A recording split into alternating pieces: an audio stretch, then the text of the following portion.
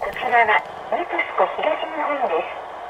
午前3時30分現在の道路交通情報をお知らせします。はじめに、県央道を八王子方面へ向かわれる方に通行止めの情報です。3番のため、八王子ジャンクションから中央道大月ジャンクションまでの区間で通行止めになっています。引き続き、上州越後を長野方面へ向かわれる方に通行止めの情報です。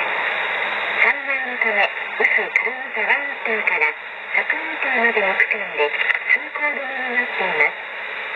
阪南ラジオ関越道本庄小田よりお伝えしました。